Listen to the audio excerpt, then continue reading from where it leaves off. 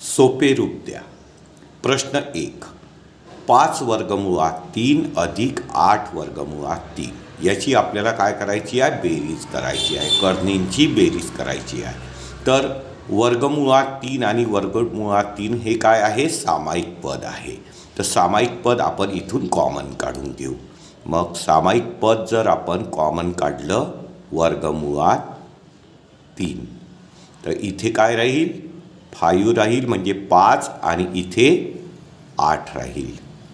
आणि आता 5 आणि 8ची जर बेरीज केली तर किती येईल? 13.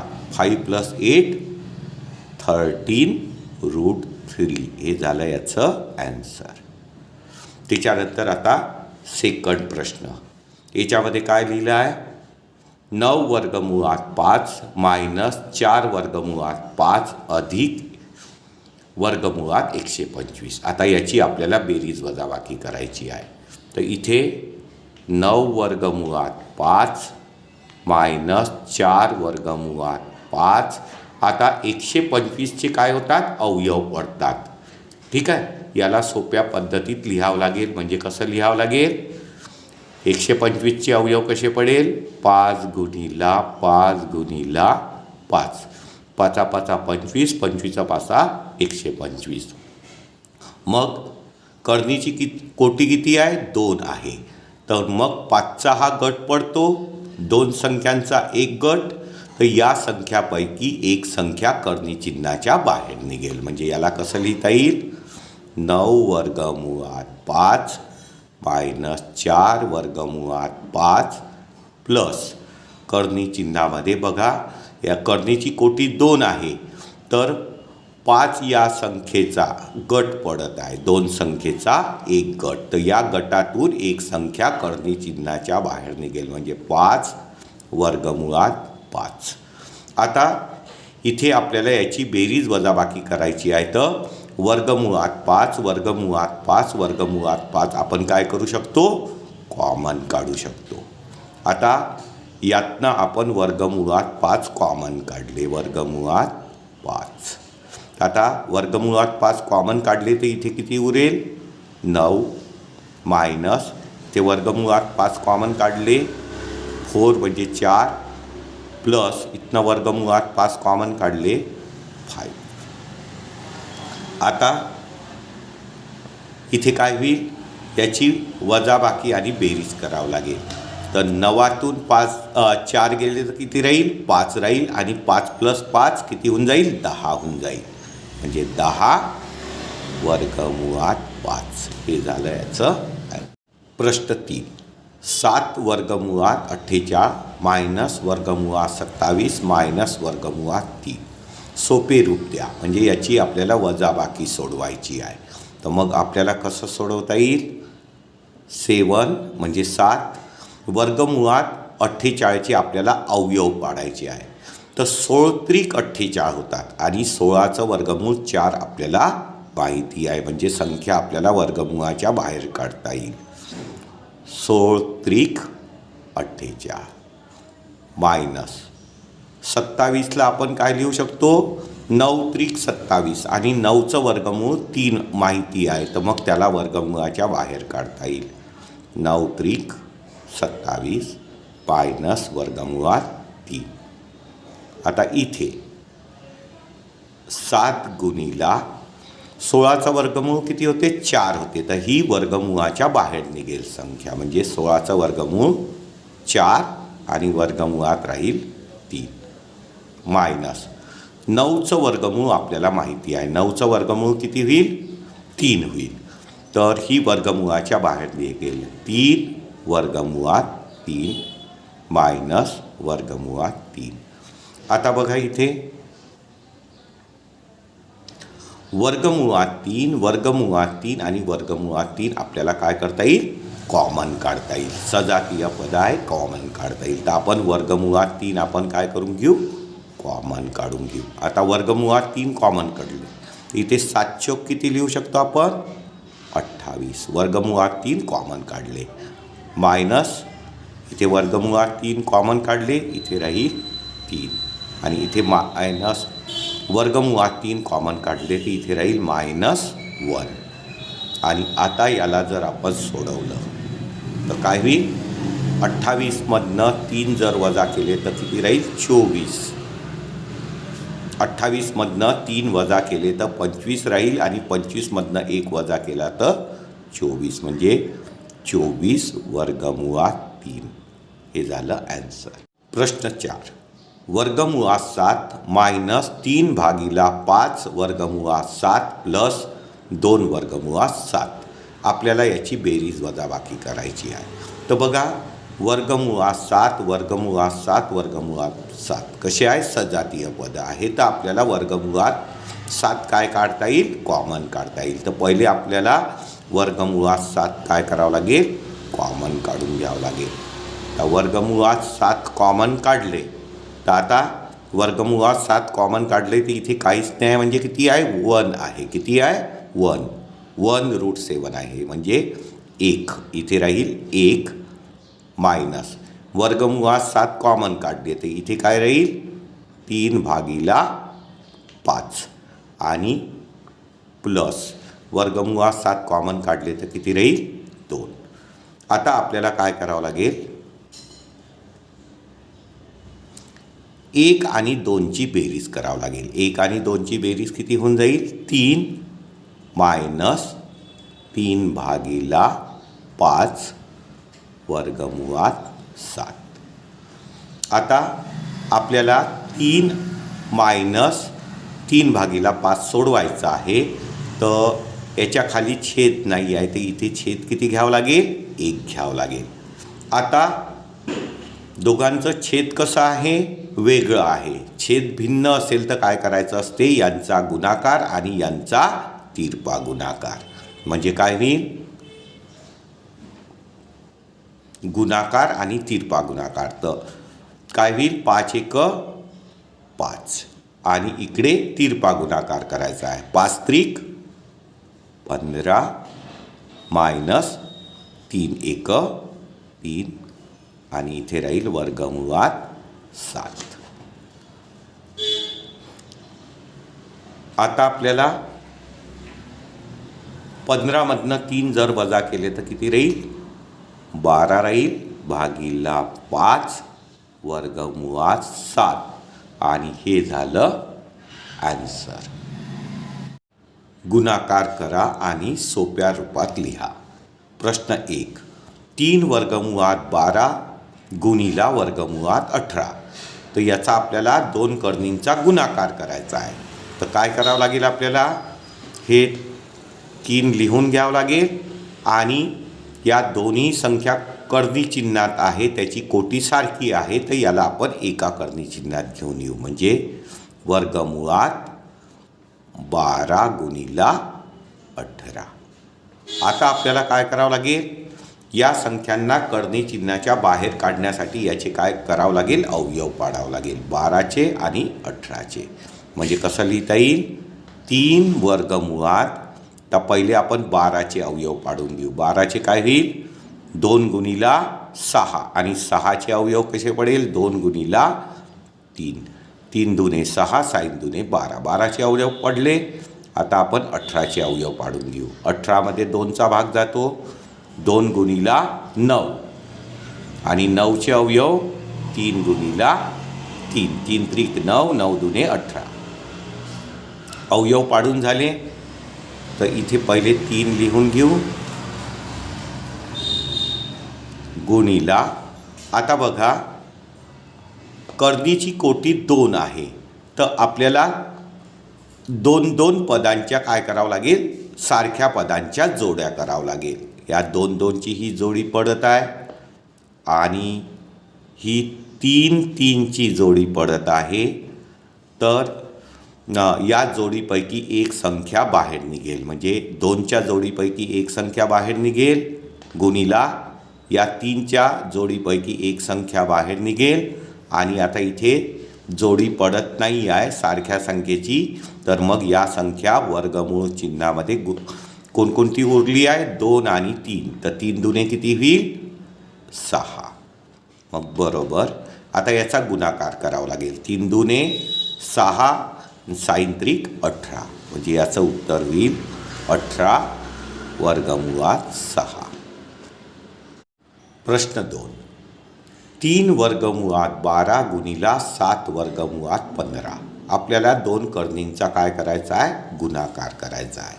तर मग काय करावं लागेल? आपल्याला संख्या जवळ आणावं लागेल. 3 गुणिला 7 याला जवळ आणावं लागेल. 3 गुणिला 7 आणि या 2 संख्या कर्णी चिन्हात आहे, याची कोटी सारखी आहे, तर याला आपण एका कर्णी चिन्हामध्ये गुणाकार करू. कर्णी चिन्हामध्ये म्हणजे वर्गमुळात 12 गुणिला 15. आता इथे 7 आणि 3चा गुणाकार आपण करून घेऊ. 7 त्रिक किती होऊन जाईल? 21 होऊन जाईल. गुणिला याचे अवयव पाडून ज्या संख्या वर्गमुळाच्या बाहेर निघतात त्याला बाहेर काढून घेऊ. म्हणजे वर्गमुळात पहिले आपल्याला 12चे अवयव पाडावं लागेल. 12चे अवयव काय होईल? 2 गुणिला 6 आणि 6चे अवयव 2 गुणिला 3. 3 दुने 6, 6 दुने 12. आणि आता आपल्याला 15चे अवयव पाडायचे आहे. 15चे काय होईल? 3 गुणिला 5. 3 5 15. आता इथे काय होईल? 21 गुणिला, इथे बघा वर्गमूळ आहे, तर आपल्याला काय करावं लागेल? 2 सारख्या पदांचा एक गट. 2 सारख्या पदांचा एक गट. 2 सारख्या पदांचा एक गट. आणि आता सारख्या पदाच्या गटामधून एक संख्या वर्गमुळाच्या बाहेर निघेल. तर या 2च्या गटामधनं 2 बाहेर निघेल आणि 3च्या गटामधनं 3 वर्गमुळाच्या बाहेर निघेल. आणि वर्गमुळात काय राहील आता? 5. मग आता 21, 2 आणि 3चा गुणाकार करायचा आहे. तर 3 दुने किती होईल? 6. 6नी 21ला गुणावं लागेल. तर 21 गुणिला 6. 6 1 6 आणि 6 दुने 12 म्हणजे 126. म्हणजे काय होईल? 126 वर्गमुळात 5. हे झालं उत्तर. प्रश्न 3. 3 वर्गमुळात 8 गुणिला वर्गमुळात 5. आपल्याला कर्णीचा काय करायचा आहे? गुणाकार करायचा आहे. तर काय करावं लागेल? पहिले 3 लिहून घ्यावं लागेल. संख्या आहे आणि वर्गमुळात 8 आणि वर्गमुळात 5. दोन्ही संख्या कर्णी चिन्हात आहे, तर याचा गुणाकार कर्णी चिन्हात होईल. म्हणजे वर्गमुळात 8 गुणिला 5. आणि आता आपल्याला काय करावं लागेल? 8चे अवयव पडतात, तर त्याचे अवयव पाडावं लागेल. आणि जे अवयव वर्गमुळाच्या बाहेर निघतात त्याला बाहेर काढावं लागेल. म्हणजे वर्गमुळाच्या 3 वर्गमुळात 8चे अवयव कसे पडतात? 2 गुणिला 4. आणि 4चे अवयव कसे पडेल? 2 गुणिला 2. म्हणजे 2 दुने 4, 4 दुने 8. 8चे अवयव पडले. आता 5चे अवयव पडत नाही, तर हे 5 असेच लिहावं लागेल. आता या संख्या आपल्याला वर्गमुळाच्या बाहेर काढावं लागेल. तर संख्या वर्गमुळाच्या बाहेर कधी येईल? सारख्या पदांचा जर गट पडेल. 2 पदांचा जर गट पडेल. तर 2चा गट पडत आहे 1 सारख्या पदांच्या. आता अजून गट पडत नाही, तर या गटापैकी संख्या काय येईल? बाहेर निघेल. म्हणजे काय होईल? 3 गुणिला 2चा गट पडला, तर या गटापैकी एक संख्या बाहेर येईल 2. आणि वर्गमुळात काय उरेल? 2 आणि 5. तर 2 गुणिला 5. 5 दुने किती होऊन जाईल? 10. आणि मग इथे 3 दुने 6 वर्गमुळात 10. हे झालं उत्तर. प्रश्न 4. 5 वर्गमुळात 8 गुणिला 2 वर्गमुळात 8. आपल्याला कर्णीचा गुणाकार करायचा आहे. तर काय करावं लागेल? आपल्याला संख्यांचा गुणाकार करावा लागेल आणि कर्णी चिन्हांचा गुणाकार कर्णीच्या आत करावा लागेल. म्हणजे काय होईल? 5 गुणिला 2 आणि कर्णी चिन्हांचा वर्गमुळाचा गुणाकार म्हणजे एकाच कर्णी चिन्हामध्ये घेऊन येऊ. वर्गमुळात 8 गुणिला 8. त्याच्यानंतर काय होईल? आता या संख्या कर्णी चिन्हाच्या बाहेर निघतात का? निघतात, कारण की 8चा गट पडत आहे. 8चा काय पडत आहे? गट. तर या गटातून आपण एक संख्या वर्गमुळाच्या बाहेर काढू शकतो. तर कसं लिहावं लागेल? 5 गुणिला 2 आणि सारख्या पदांचा गट पडला तर त्या गटापैकी एक संख्या वर्गमुळाच्या बाहेर काढू शकतो, म्हणजे गुणिला 8. मग आता याचं उत्तर किती येईल? 5 दुने 10 आणि 10नी 8ला गुणलं तर 10 8 80.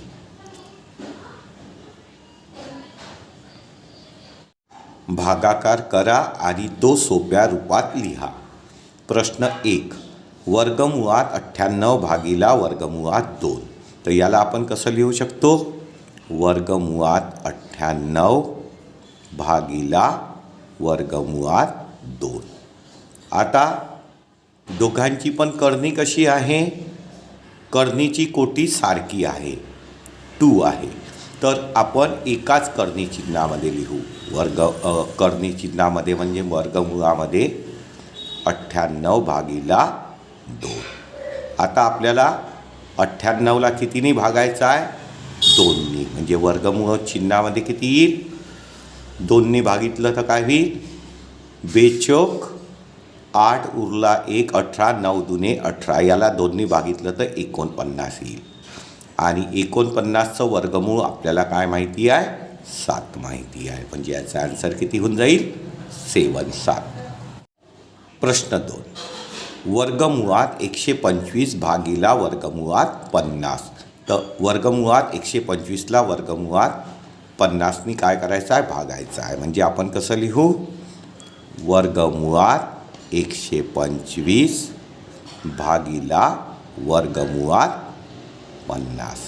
आता दोघांची पण कोटी किती आहे? सारखी आहे, 2 आहे. म्हणजे आपल्याला एका करणी चिन्हामध्ये आणता येईल. म्हणजे 125 भागिला 50. आता इथे आपल्याला 50चा भाग टाकायचा आहे. तर आपण पहिले अवयव काढून घेऊ. आता 50चे अवयव कसे पडतात? 25 दुने 50 आणि 125चे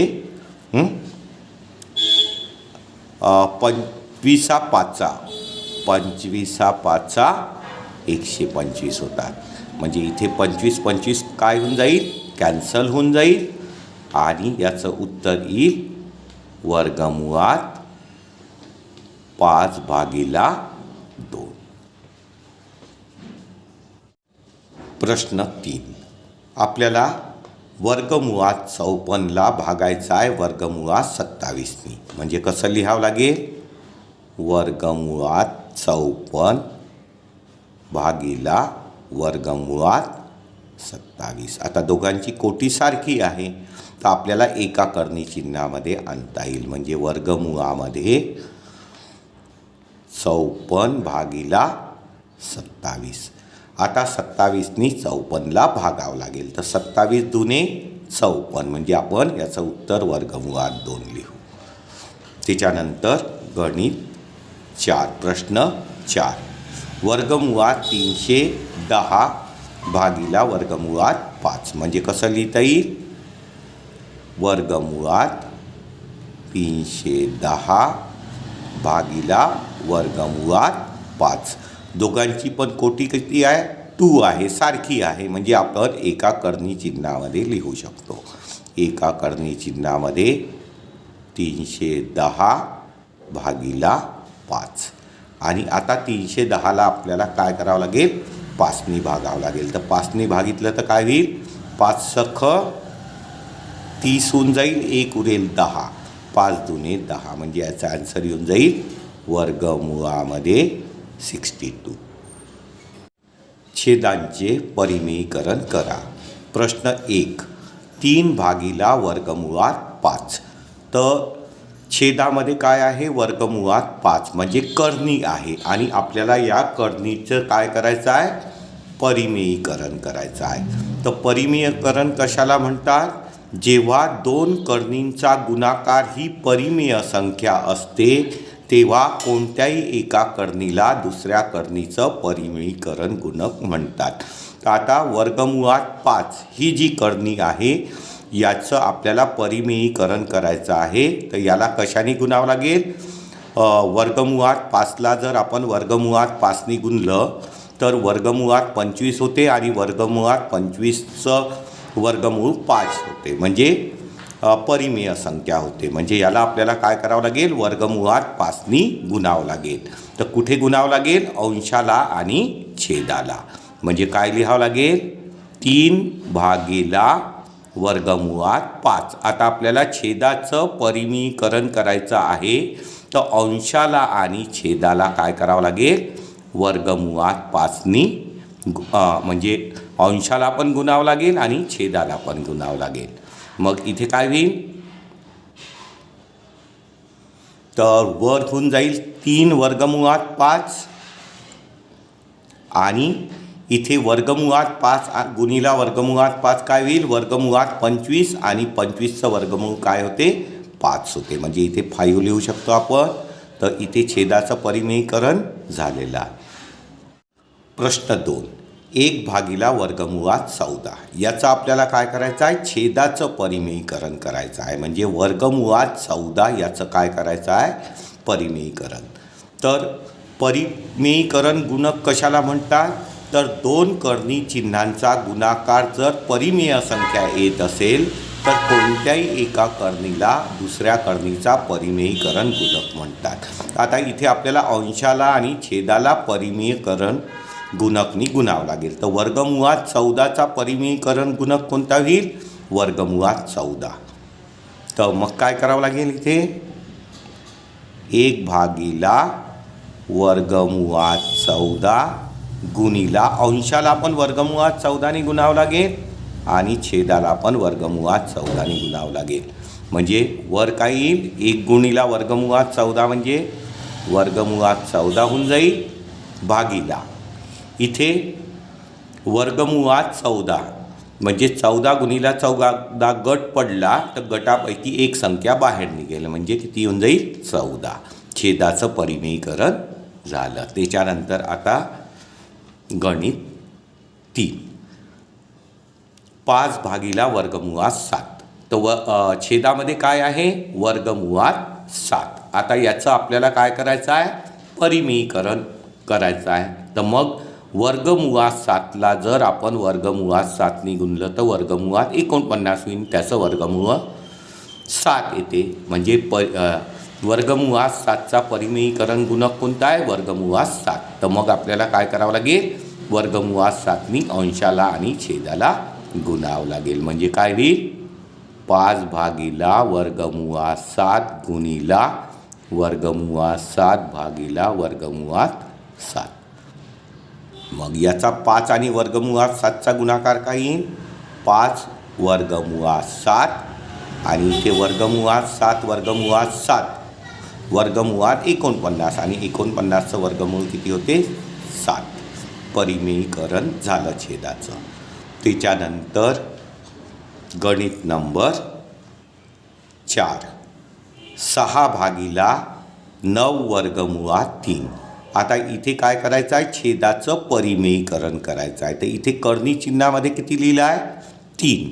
तर मग आपल्याला काय करावं लागेल, वर्गमुळात 3चं परिमेयीकरण गुणक कोणतं आहे, वर्गमुळात 3. कारण की वर्गमुळात 3ला वर्गमुळात 3नी गुणलं तर वर्गमुळात 9 होईल आणि 9चं वर्गमूळ 3 होईल. म्हणजे आपल्याला इथे अंशाला आणि छेदाला वर्गमुळात 3नी गुणावं लागेल. म्हणजे कसं लिहावं लागेल, 6 भागिला 9 वर्गमुळात 3 गुणिला वर्गमुळात 3 भागिला वर्गमुळात 3. म्हणजे इथे काय येईल, 6 वर्गमुळात 3, 6 आणि वर्गमुळात 3चा गुणाकार 6 वर्गमुळात 3 आणि इथे काय होईल, 9 गुणिला वर्गमुळात 3 गुणिला वर्गमुळात 3 म्हणजे वर्गमुळात 9 आणि 9चं वर्गमूळ 3.